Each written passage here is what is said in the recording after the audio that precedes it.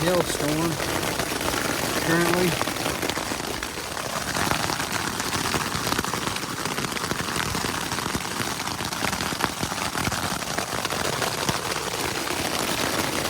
Brian and I are under a tent.